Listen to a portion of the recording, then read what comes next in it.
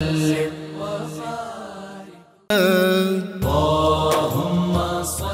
इकराम अस्सलाम वालेकुम, बिस्मिल्लाहिर्रहमानिर्रहीम। प्रोग्राम सुबह नूर के साथ आपका मेज़बान नज़ीर अहमद गाज़ी हाज़िर है। नाज़रीन इकराम, हज़रत अबू अनीस मोहम्मद बरकत अली साहब रहमहुल्लाह की मशहूर तालीफ़ अस्माउन नबील करीम सल्लल्लाहु अलैहि वसल्लम से एक इसमें मुबारक पढ़ने की सआदत हासिल कर रहा हूँ। सैयदना मुबारकुल आली सल्लल्लाहु अलैहि वसल्लम, हमारे सरदार बाबरकत ख़ानदान वाले, दुरूद व सलाम भेजे अल्लाह आप सल्लल्लाहु अलैहि वसल्लम, आपकी आले पाक और आपके सहाबा किराम पर। हज़रत अबू अय्यूब अंसारी रज़ियल्लाहु ताला अन्हु फरमाते हैं कि एक रोज़ मैं हुज़ूर अकरम सल्लल्लाहु अलैहि वसल्लम की खिदमत अक़दस में हाज़िर हुआ तो देखा कि हसनैन करीमैन हुज़ूर अक़दस सल्लल्लाहु अलैहि वसल्लम के सीना मुबारक पर खेल रहे हैं। ये खूबसूरत मंज़र देख कर मैंने अर्ज़ किया, या रसूल अल्लाह सल्लल्लाहु अलैहि वसल्लम, क्या आप इन दोनों से इस दर्जा मोहब्बत फरमाते हैं? आप सल्लल्लाहु अलैहि वसल्लम ने फरमाया, क्यों नहीं, ये दोनों मेरे फूल हैं। हज़रत उम्मे ऐमन रज़ियल्लाहु ताला अन्हा फरमाती हैं कि सैयदा फ़ातिमा सलामुल्लाह अलैहा हसनैन करीमैन अलैहिमुस्सलाम को लेकर हुज़ूर नबी करीम सल्लल्लाहु अलैहि वसल्लम की खिदमत अक़दस में हाज़िर हुई और अर्ज़ किया, या रसूल अल्लाह सल्लल्लाहु अलैहि वसल्लम, इन दोनों शहज़ादों यानी हसन और हुसैन को कुछ अता हो। हुज़ूर नबी करीम सल्लल्लाहु अलैहि वसल्लम ने इरशाद फरमाया, मैंने इस बड़े शहज़ादे यानी हसन को अपनी हैबत व बुर्दबारी अता की है और इस छोटे शहज़ादे यानी हुसैन को अपनी मोहब्बत और रज़ा अता की है। नाज़रीन इकराम, हम निस्बतों को मानने वाले लोग, निस्बतों की बरकतें और अज़मतें वही लोग जानते हैं जो अहले निस्बत होते हैं। नाज़रीन इकराम, हुज़ूर रहमत आलमीन सल्लल्लाहु अलैहि वसल्लम के सहाबाए किराम और ख़ास तौर पे खुलफ़ाए राशिदीन तो इस बात से वाकिफ़ थे कि रसूलुल्लाह सल्लल्लाहु अलैहि वसल्लम से निस्बत जो है उसकी क्या अहमियत है, उस निस्बत की क्या बरकतें हैं, क्या अज़मतें हैं, और क़यामत तक जिनको नबी करीम सल्लल्लाहु अलैहि वसल्लम से किसी पत्थर को, किसी दरख्त को निस्बत हासिल हो गई, किसी मिंबर व महराब को निस्बत हासिल हो गई, उसका इतना बड़ा मकाम है। अगर किसी को आप सल्लल्लाहु अलैहि वसल्लम के ख़ानदान से निस्बत हासिल हो जाए तो उसका क्या मकाम होगा। नाज़रीन इकराम, सैयदा उम्मे कुलसूम, आपके बारे में बहुत ज़्यादा किताबों में तो हमें अहवाल उनके नहीं मिलते, लेकिन एक बात जो मैंने पढ़ी, अल्लाह करे कि पाकिस्तान में भी उस तरह के हुक्मरान आ जाए, 26 लाख मुरब्बा मील के खलीफतुल मुस्लिमीन सैयदना अली मुर्तज़ा शेर खुदा रज़ियल्लाहु ताला अन्हु खलीफा वक्त हैं, अपने घर तशरीफ़ लाए, देखा कि बेटी जो है वो रोटी खा रही हैं, उसके ऊपर जैतून का तेल लगा हुआ है और साथ शहद मिला के वो खा रही हैं। तो आपने दरियाफ़्त फरमाया, बेटी ये जैतून का तेल तो हमारे घर ख़त्म था और ये शहद कहाँ से आया? अर्ज़ किया, अब्बा जान, फ़लाँ इलाके का एक मुंतज़िम आपका अक़ीदतमंद आया था, उसने ये जैतून का डब्बा दिया था और साथ ये शहद की जो एक बर्तन था, बोतल, वो भी दी थी। तो आपने इरशाद फरमाया, बेटा ये तो बैतुल माल का माल है, ये एक मुंतज़िम इलाके का जो है वो डिप्टी कमिश्नर जो लाया है, ये तो बैतुल माल के लिए है, ये हमारा इस पे हक़ नहीं है। ये मुझे बताओ बेटे, तुमने कितना शहद खाया और कितना जैतून इस्तेमाल किया? अर्ज़ किया, बिल्कुल थोड़ा सा, एक चम्मच दोनों चीज़ों का इस्तेमाल किया। तो फ़ौरन बैतुल माल के निगरान को तलब किया गया और खलीफातुल मुस्लिमीन ने फरमाया, मेरी बेटी उम्मे कुलसूम ने ये जो शहद आया था इसमें से 1-2 चम्मच और ये जो जैतून का तेल इस्तेमाल किया, इसके इतने पैसे, जितने पैसे बनते हैं वो मेरे माहाना वजीफ़े में से मिन्हा कर लिए जाए। नाज़रीन इकराम, वो बेटी भी ऐसी थी, इस बात पे उनको फ़ख्र था। ये थी तरबियत। नाज़रीन इकराम, सैयदा उम्मे कुलसूम की वो जो जुर्रत आमेज़ गुफ्तगू है सैयदा ज़ैनब के साथ यज़ीद के दरबार में और इब्न ज़ियाद के दरबार में, वो भी तारीख़ में बहुत अहमियत की हामिल है। आज उनके तज़किरे पाक के लिए सैयदा उम्मे कुलसूम की बारगाह में अपना नज़राना अक़ीदत पेश करने के लिए मेरे साथ शरीके गुफ्तगू हैं। आप उनसे वाकिफ़ हैं, रूहानी और इल्मी शख्सियत, दर्जनों किताबों के, शायद अब तो 100 से ज़्यादा भी उनकी किताबें हो गई हैं। जनाब पक्के ठक्के सूफ़ी अल्लामा मुनीर अहमद यूसुफ़ी और उनके साथ तशरीफ़ फरमा है रूहानी शख्सियत اور بڑے اسکالر ہیں ملک کے ہمارے پیر قمر الشکور احمد صاحب، اور تیسرے نوجوان اسکالر، درجنوں کتابوں کے مصنف، اور ان کی 2-3 کتابیں تو بڑی کمال ہیں۔ وہ جو مر کے زندہ ہوئے، یہ حیات انبیاء اور اولیاء پہ بہت لاجواب ان کی کتاب، اور دیگر کتب بھی ہیں، علامہ محمد احمد برکاتی۔ اور آخر میں ناظرین کرام، میں آپ کو اس نعت خان سے منقبت بارگاہ سیدہ ام کلثوم میں سنواؤں گا، جو حضرت میاں محمد بخش رحمۃ اللہ علیہ عارف کھڑی کے دربار میں خاص طور پہ ان کو موقع ملتا ہے، اور وہاں کے محبوب نعت خانوں میں ان کا شمار ہے۔ نوجوان نعت خان ہے قاری بابر ندیم نیازی، یہ وہاں سے ہمارے پاس تشریف لائیں، آخر میں ان سے بھی ہم کلام سنیں گے۔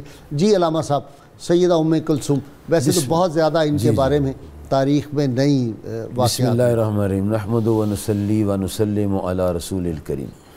اللہ تعالیٰ کا لاکھ لاکھ شکر ہے کہ اللہ پاک نے ہمیں پیارے نبی صلی اللہ علیہ وسلم کے نسبت والے، تعلق والے، عظیم الشان مقام رکھنے والے حضرات کی گفتگو کے لیے آج پسند فرمایا۔ اللہ کا لاکھ لاکھ شکر ہے۔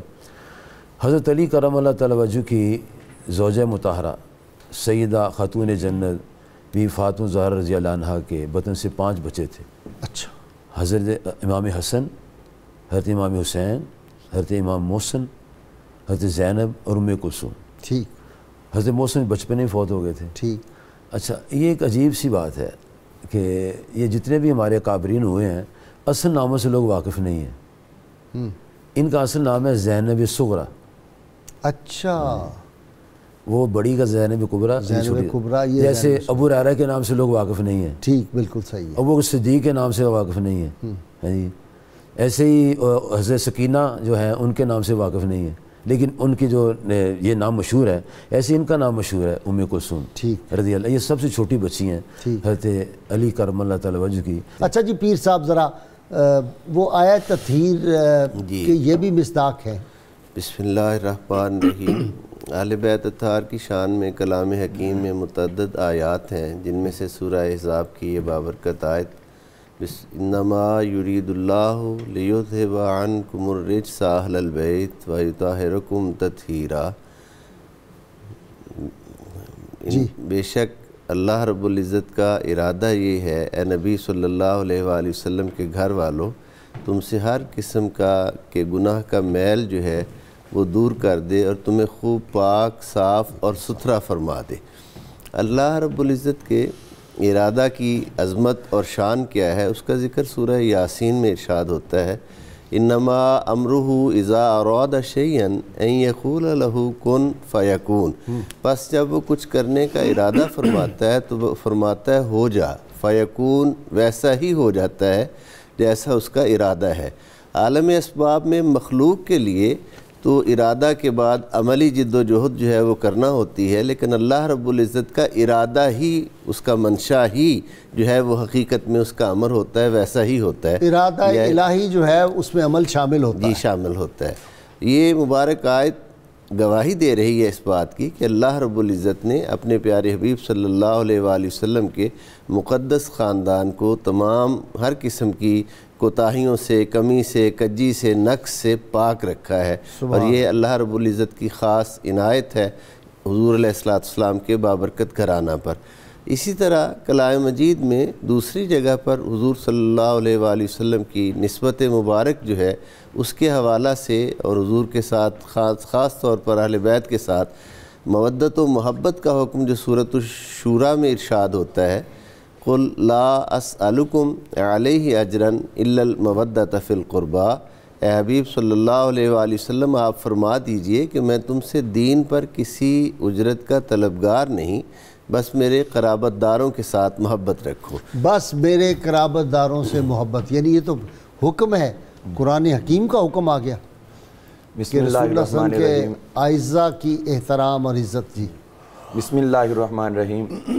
غازی صاحب، حضرت سیدہ ام کلثوم سلام اللہ تعالی علیہا، جو کہ ان ہستیوں کی لخت جگر ہیں جن کو براہ راست حضور صلی اللہ تعالی وسلم کا قرب خاص زندگی بھر حاصل رہا، جن کی رگوں میں، اور جن کے حوالے سے اگر ہم یہ کہیں کہ حضور صلی اللہ تعالی وسلم آپ نے جن کو اپنی روحانی عنایات کا، اپنے عرفانی عنایات کا مظہر قرار دیا، ان کی یہ لخت جگر ہیں۔ اگر ہم ان کی حضرت ام کلثوم رضی اللہ عنہا کی زندگی پر غور کریں تو آپ نے ابھی جو انٹرو میں مثال پیش کی تھی اس کی تائید میں حضرت سیدنا عمر فاروق رضی اللہ عنہ کی زندگی کی بھی یہ جھلک نظر آتی ہے کہ حضرت ام کلثوم نے خوشبو اور کچھ اور تحائف جو ہے وہ ملکہ روم کو بھجوائے، اچھا، سرکاری ایلچی کے ذریعے۔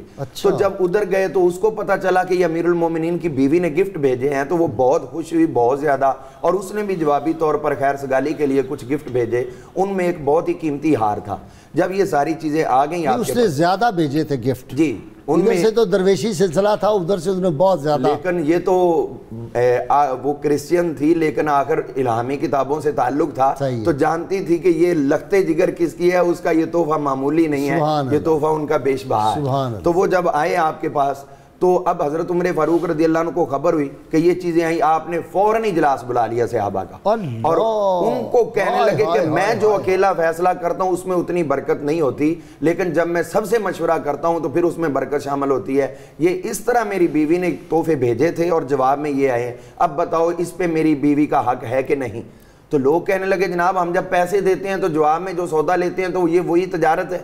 کسی نے کہا جناب یہ تو ان کا پرسنل میٹر ہے، اس میں آپ کا تو کوئی انٹرفیئر بنتا ہی نہیں۔ تو حضرت عمر فاروق رضی اللہ عنہ آج خود فیصلہ فرمایا نہیں، یہ تم جو کہہ رہے ہو اپنی جگہ پہ درست ہے، لیکن یہ تحائف گئے ہیں سرکاری ایلچی کے ذریعے، سرکاری ایلچی کے ذریعے گئے ہیں، اس پہ میری بیوی کا حق نہیں ہے۔ میں نرمی زیادہ سے زیادہ یہ کر سکتا ہوں کہ جتنے پیسوں کے انہوں نے تحائف بھیجے ہیں وہ پیسے ان کو دے دوں اور سارے تحائف بیت المال میں جمع کروا دوں۔ یہ آج کے دور کے لیے دیکھیں جناب کتنی بڑی رہنمائی ہے۔ اس لیے میں روز دعا کرتا ہوں یا اللہ اس پاکستان کو کوئی سیدنا عمر بن خطاب رضی اللہ تعالیٰ، سیدنا علی المرتضیٰ کا سچا سچا غلام عطا فرما دے، حکمران۔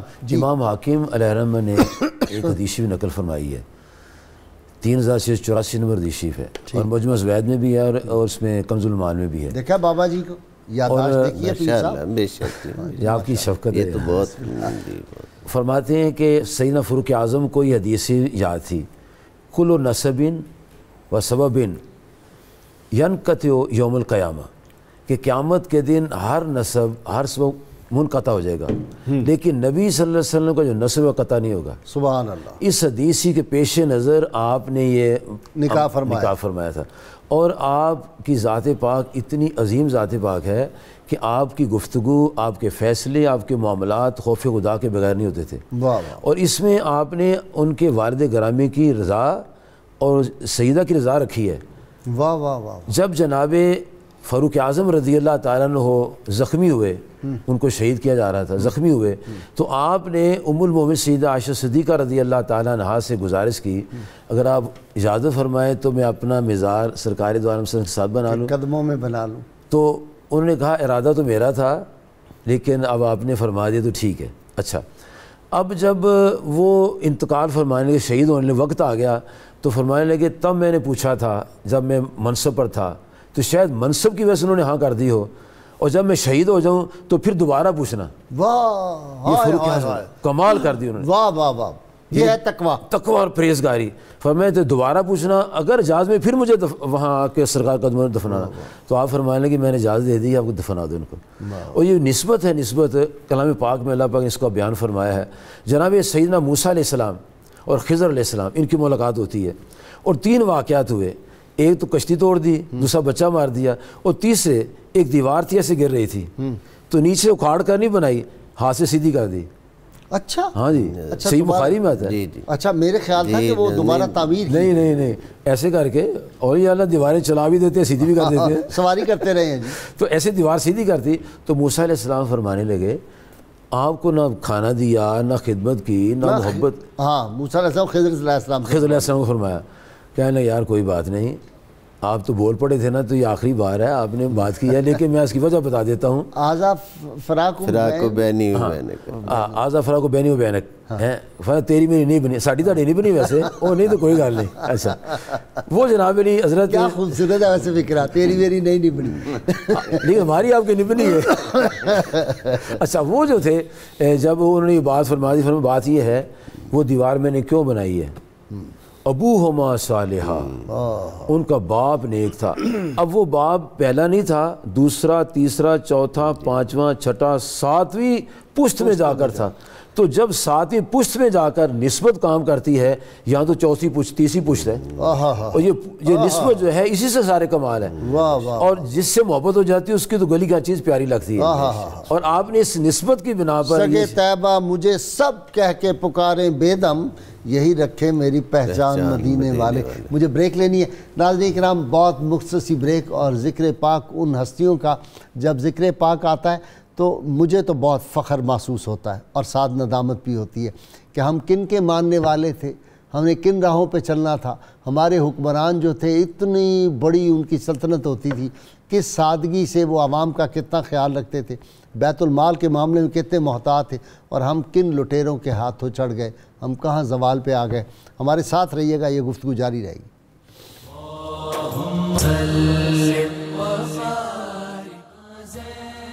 ویلکم بیک ناظرین اکرام۔ امام محمد رضا رحمۃ اللہ علیہ کا شعر مجھے بہت پسند ہے، میں اپنے ناظرین کے سامنے بار بار پڑھتا ہوں۔ اس کا جو لطف ہے وہ ہمیشہ دوبالا ہوتا ہے۔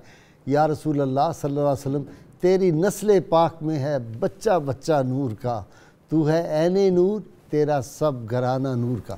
سب گھرانہ نور کا جی بسم اللہ۔ حضرت بیدم وارسی کا آپ نے شعر پڑھا تو مجھے بھی یاد آ گئی ان کی ایک نعت کے دو شعر۔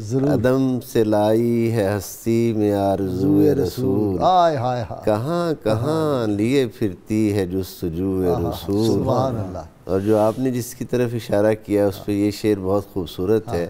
شگفتہ گلشن زہرا کا ہر گلے تر ہے، ہر گلے تر ہے، شگفتہ گلشن زہرا کا ہر گلے تر ہے، کسی میں رنگ علی اور کسی میں بوئے رسول۔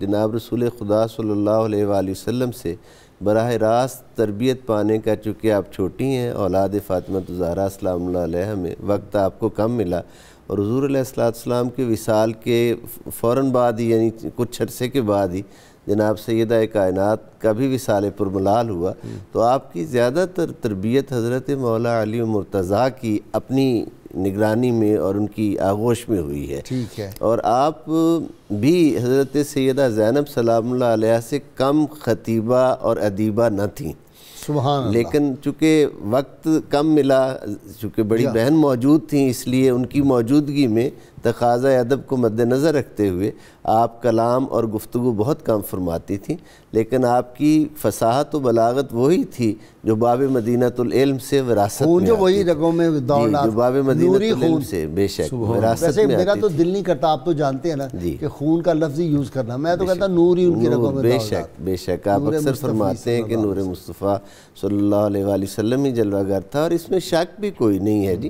جتنی مشکلات، جتنی پریشانیاں، جتنی تکالیف میں استقامت کا کوہ صفا بن کر یہ ہستیاں قائم رہی ہیں اور اپنے منصب کو، اپنی شان کو پہچانا ہے، اس کی مثال تو ہم کائنات میں کہیں سے بھی پیش نہیں کر سکتے، کہیں سے بھی نہیں پیش ہو سکتی مثال۔ جی علامہ صاحب۔ حضرت سیدہ ام کلثوم سلام اللہ تعالی علیہ کی حیات طیبہ جو ہے وہ ہمیں بہت بڑی بڑی قدم قدم پہ رہنمائی دیتی ہے کہ ایک عورت کو اپنے خاوند کے ساتھ زندگی کس طرح بسر کرنی چاہیے۔ ٹھیک۔ اس میں آپ یہ اندازہ فرمائیں، ایک واقعہ بہت مشہور ہے، وہ ہے انہی کا جو حضرت سیدنا عمر فاروق رضی اللہ تعالیٰ عنہ آپ باہر گئے تھے رات کے ٹائم، تو وہاں پر دیکھا کہ ایک جو ہے وہ باہر سے آ کے اجنبی گھرانہ ٹھہرا ہوا ہے، تو وہاں جا کے پتہ کیا، کراہنے کی آواز آ رہی تھی، تو آپ بار بار اس طرح متوجہ ہو رہے تھے، تو پھر پتہ چلا کہ یہاں پر جو ہے وہ ایک خاتون عنقریب بچہ تولد ہونے والا ہے، زچگی کی حالت میں ہے، تو آپ فوری طور پر وہاں سے اپنے گھر میں آئے اور حضرت سیدہ ام کلثوم رضی اللہ تعالیٰ عنہا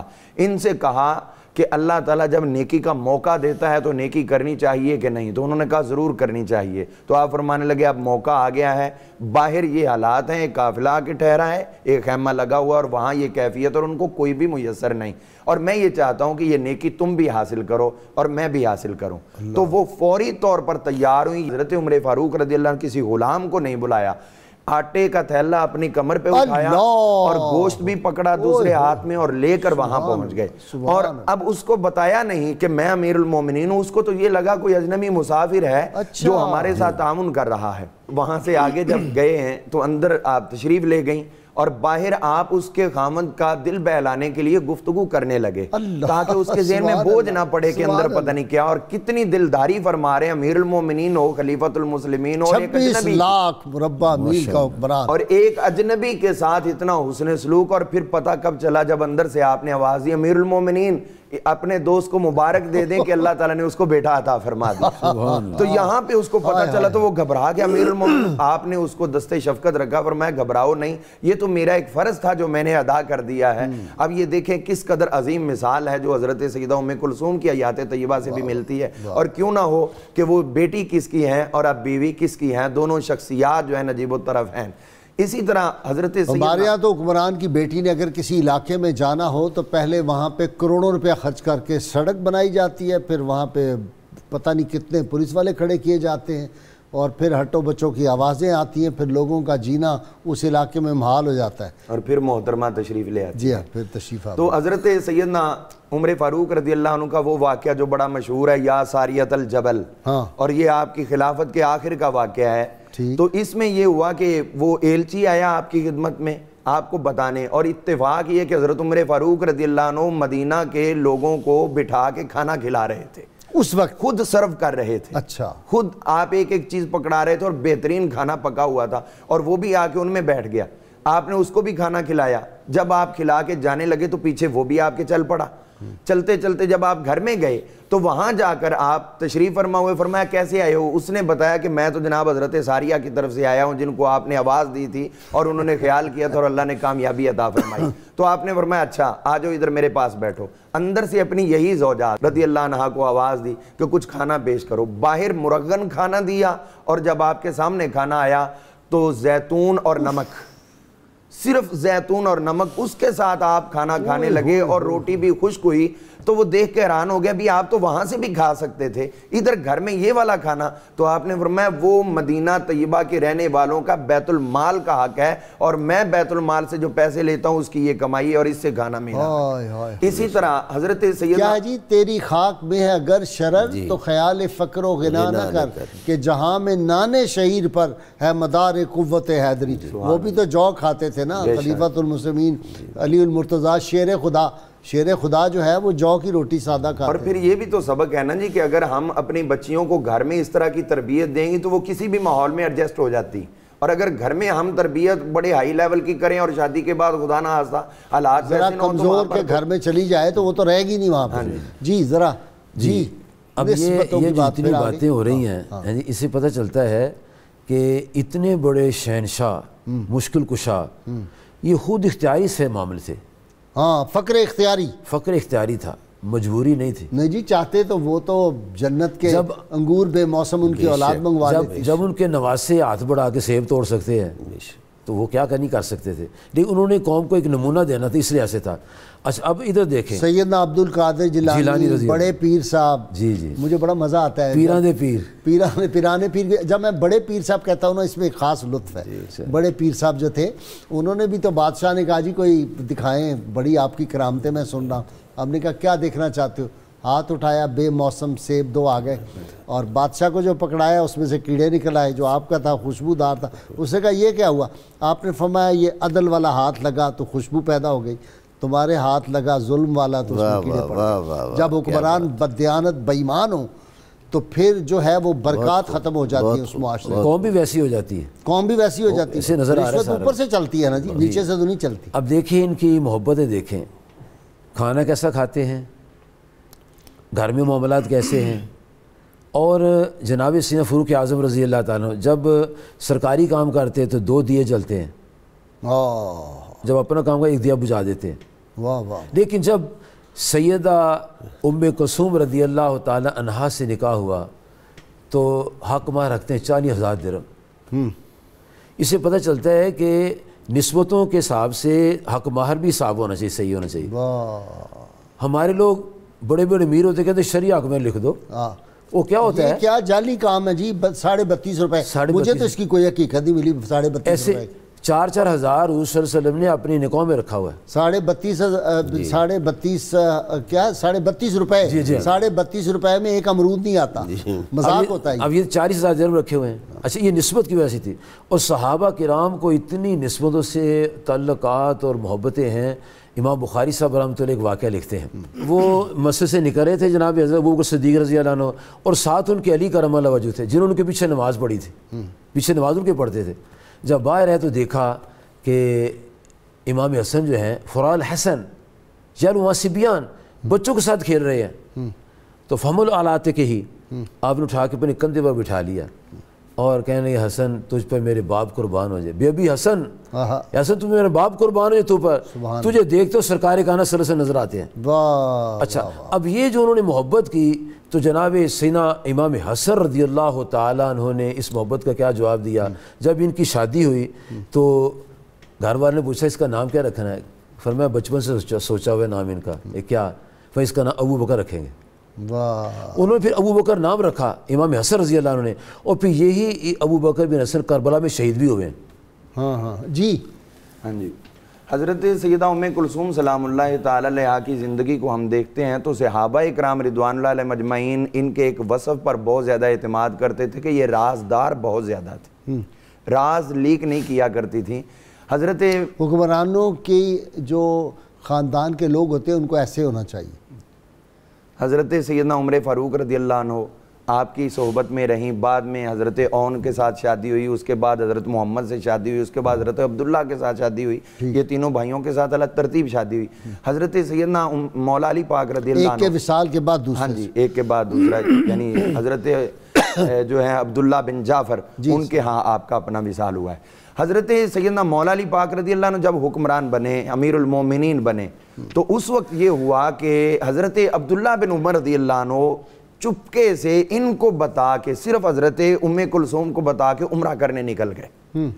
تو اب وہ حالات ایسے تھے جب حضرت عثمان غنی رضی اللہ عنہ شہید ہوئے ہیں ابھی تازہ, تو کسی نے ندا دی کہ جو ہم اس وقت ہو گیا ہے معاملہ وہ جمل سے بھی بڑا ہو چکا ہے, وہ فلاں سے بھی بڑا, فلاں سے بھی بڑا, اور بڑے عجیب انداز میں ندا ہو رہی. کیا ہوا؟ انہوں نے کہا عبداللہ بن عمر جو ہیں وہ نکل کے شام چلے گئے. اور یہ ندا ہو گئی پورے مدینہ منورہ میں. حضرت مولا علی پاک خود باہر نکل آئے اور آپ نے لوگوں کو جمع کیا اور فرمایا جاؤ پیچھے دوڑو عبداللہ بن عمر کے, اس کو روکو کہ وہ شام نہ جائے. تو ادھر جو ہے یہ آواز حضرت ام کلثوم رضی اللہ تعالیٰ عنہا کے پاس پہنچی گھر میں, تو آپ فوری طور پر باپردہ ہوئیں. گھر چونکہ دور تھا تو سواری پہ بیٹھیں اور سواری پہ بیٹھ کے وہاں پہ پہنچی جہاں حضرت مولا علی پاک رضی اللہ عنہ موجود تھے. وہاں جا کے کہنے لگی ابا جی یہ آپ کیا کر رہے ہیں؟ ان کا بھی عبداللہ بن عمر جو ہیں وہ تو نکل کے شام چلے گئے ہیں اور مجھے خبر ہوئی اور میں لوگوں کو بھیج رہا ہوں کہ ان کو لے کے آؤ. تو وہاں پہ حضرت سیدہ ام کلثوم کہنے لگی ابا جی یہ بات نہیں ہے, آپ اس طرح نہ کریں, یہ مسئلہ نہیں ہے. آپ نے فرمایا پھر کیا ہے؟ آپ کہنے لگی کہ وہ جدھر آپ سوچ رہے ہیں ادھر نہیں گئے, اس کے اپوزٹ سائیڈ دوسری طرف میں گئے. تو اب مولا علی پاک نے اصرار نہیں کیا کہاں گئے ہیں وہ, کس طرح گئے. آپ نے اتنی بات فرمائی لوگوں سنو, نہ میری بیٹی جھوٹی ہو سکتی ہے نہ اس کو جھڑلایا جا سکتا, لہٰذا تم سب اپنی اپنی پوزیشنوں پہ واپس آ جاؤ. وہ سارے واپس آئے. آپ نے فوری طور پر یہ راز نہیں ظاہر کیا کہ وہ مدینہ شریف سے نکل کے مکہ چلے گئے عمرہ کرنے کے لیے, نہیں, بس اتنی بات کہی. تو اس کے بعد جب گھر میں آئے کچھ وقت گزرا تو آپ نے فرمایا وہ کہاں گئے؟ تو آپ فرمانے لگی کہ عبداللہ بن عمر مجھے بتا کے گئے تھے کہ میں عمرہ کی سعادت حاصل کرنے مکہ مکرمہ کی طرف جا رہا ہوں. آج کے سوال کا وقت ہو گیا. ناظرین کرام, ہم ہر روز آپ سے سوال پوچھتے ہیں, جو صحیح جواب دیں ان کو کسان آئل کی جانب سے گفٹ پیش کیا جاتا ہے. آج کا سوال سیدہ ام کلثوم بنت سیدنا علی المرتضیٰ شیر خدا کی والدہ ماجدہ کا کیا نام تھا؟ گزشتہ سوال جو ہم نے آپ سے پوچھا تھا حضرت امام جعفر صادق علیہ السلام کے والد ماجد کا حضرت امام باقر علیہ السلام اس میں مبارک تھا. درست جواب جنہوں نے سب سے پہلے دیے ناظرین کرام ان کے اسماء مبارک ہیں محمد نعیم فیصل آباد, احمد بخش سعید کراچی, طارق بھٹی پاک پتن, علی اصغر گجرانوالہ, رخسانہ حر کراچی, منظور احمد شیخو پورہ, سیدہ نگت بطول سرگودا, سید وقار علی شاہ اٹک, ڈاکٹر منظور احمد اکاڑا, محمد خاور راول پنڈی, زیغم عباس اسلام آباد, شکیلہ لاہور. جی علامہ آپ فرما رہے تھے, آپ کی بات مکمل ہو گئی. مکہ مکرمہ گئے تھے. ہاں جی, تو یہ میں اس سے یہ عرض کر رہا ہوں کہ صحابہ اکرام ان پہ اعتماد کرتے تھے کہ یہ رازدار ہے, راز ظاہر نہیں کرتی. اور پھر ایک دفعہ حضرت عمر فاروق رضی اللہ عنہ جب گھر آئے تھے تو آپ کو روتا ہوا پایا، تو آپ نے فرمایا کیا ہوا؟ تو آپ اتنے غصے میں تھیں، یہ خاوند کے ساتھ بیوی کی محبت کا ایک بہترین جو ہے وہ نمونہ ہے، آپ وہاں پر اتنے کرب میں اور دکھ میں تھیں کہ آپ فرمانے لگیں، وہ کعب احبار کی طرف اشارہ کر کے کہنے لگیں یہ یہودی آپ کے بارے میں بات کر رہا ہے کہ نعوذ باللہ عمر جو ہے وہ جہنم کے دروازے پہ کھڑا ہوا ہے، تو اس وجہ سے مجھے دکھ ہوا ہے، تکلیف ہوئی کہ میرے خاوند کو ایسا کہا جا رہا ہے۔ تو آپ نے فرمایا کہ آپ گھبراؤ نہیں، اللہ تعالیٰ بہتر جانتا ہے کہ میرے لیے اس نے کیا کیا اجر تیار کیے ہیں۔ اور پھر کعب احبار کو طلب فرمایا تم نے یہ بات کہی ہے؟ کہنے لگے جی کہی ہے۔ آپ نے فرمایا کیوں کہی؟ انہوں نے کہا کہ ہم نے اپنی کتابوں میں پڑھا تھا کہ عمر جو ہیں وہ جہنم کے دروازے کے آگے کھڑے ہوں گے اور جو لوگ جہنم میں گر رہے ہوں گے ان کو جہنم میں گرنے سے بچا رہے ہوں گے۔ تو یہ جہنم سے بچانا جو ہے عمر فاروق رضی اللہ تعالیٰ عنہ ان کی وہ خوبی اور وصف ہے جو پہلی کتابوں میں خود اللہ تعالیٰ نے بیان فرما دیا ہے۔ تو حضرت سیدنا عمر فاروق رضی اللہ عنہ آپ کی شہادت ہوئی اور حضرت مولا علی پاک کی شہادت ہوئی، تو حضرت ام کلثوم کہا کرتی تھی کہ میں وہ عورت ہوں جس کا خاوند فجر کی نماز پہ امیر المومنین تھا اور شہید ہوا، اور میں ہی وہ عورت ہوں کہ جس کا باپ امیر المومنین تھا اور فجر کی نماز پہ شہید ہوا۔ اللہ تعالیٰ نے یہ جو شرف ہے وہ مجھے عطا فرمائے ہے۔ اسی طرح حضرت سیدہ ام کلثوم سلام اللہ تعالی علیہا، آپ کی اس حیات طیبہ کو ہم دیکھتے ہیں تو ہمیں یہ بھی پتہ چلتا ہے کہ آپ اپنے بچوں کی بھی اسی طرح تربیت فرماتی رہی ہیں۔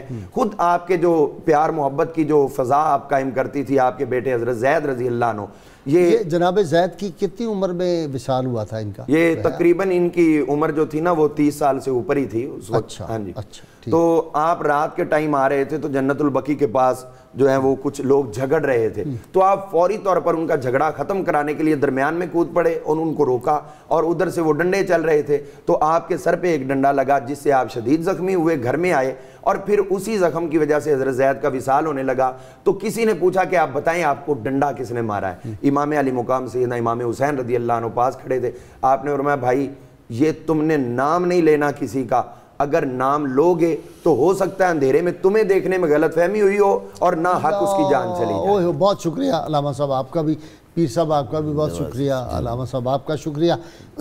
ناظرین اکرام، بہت مختصر سا وقفہ اور بہت خوبصورت میں نے ایک آپ کو سنوانی ہے منقبت ہمارے ساتھ۔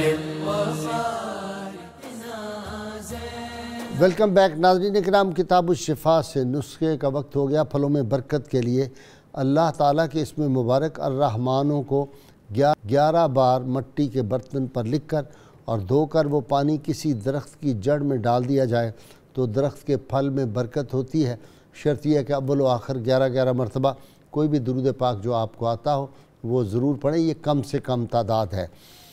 سیدنا علی المرتضیٰ شیر خدا فاتح خیبر رضی اللہ تعالیٰ عنہ فرماتے ہیں جو کوئی سخاوت اختیار کرتا ہے وہ لوگوں میں سردار اور بزرگ ہو جاتا ہے۔ ناظرین کہ آپ بہت خوبصورت آواز میں قاری بابر ندیم نیازی جو ہیں وہ بارگاہ سیدہ ام کلثوم میں منقبت پیش فرمائیں گے، اور اس سے پہلے ناظرین کہ ہم نعرہ ہم نے بھولنا نہیں ہے، گلی گلی کوچے کوچے پاکستان کے دشمنوں کے سینوں میں تیر اور تلوار کی طرح لگتا ہے، اور نعرہ اللہ کے فضل سے اسی جوش و خروش سے جب تک ہماری زندگی ہے یہ لگتا رہے گا تا قیامت انشاءاللہ لگے گا۔ تیار ہو جائیے نعرہ لگانے کے لیے، میرے تینوں مہمان، میرے سامعین، ناظرین سب مل کے نعرہ لگائیں گے۔ پاکستان کا مطلب کیا؟ لا الہ الا اللہ محمد الرسول اللہ صلی اللہ علیہ وسلم۔ جی بابر ندیم۔ فاطمہ زہرا کی ہیں تصویر بنت مرتضیٰ، فاطمہ زہرا کی ہیں تصویر بنت مرتضیٰ، جن کو حاصل ہے ہر ایک، جن کو حاصل ہے ہر ایک توقیر بنت مرتضیٰ، فاطمہ زہرا کی ہیں تصویر بنت مرتضیٰ، اور تھا رواں ان کی رگوں میں نور شاہ دو جہاں، تھا رواں ان کی رگوں میں نور شاہ دو جہاں مستنیر آیت مستنیر آیت تطہیر بنت مرتضیٰ فاطمہ زہرا کی ہے تصویر بنت مرتضیٰ اور تقویٰ و پرہیزگاری میں بھی تھی کامل ترین تقویٰ و پرہیزگاری میں بھی تھی کامل ترین شبر و شبیر کی شبر و شبیر کی ہمشیر بنت مرتضیٰ فاطمہ زہرا کی ہے تصویر بنت مرتضیٰ اور طاہرہ و عالمہ فاضلہ ساجد تھی وہ طاہرہ عالمہ فاضلہ ساجد تھی وہ دین کی کرتی رہی دین کی کرتی رہی تشہیر بنت مرتضیٰ فاطمہ زہرا کی ہے تصویر بنت مرتضیٰ جن کو حاصل ہے ہر ایک جن کو حاصل ہے ہر ایک توقیر بنت مرتضیٰ فاطمہ زہرا کی ہے تصویر بنت مرتضیٰ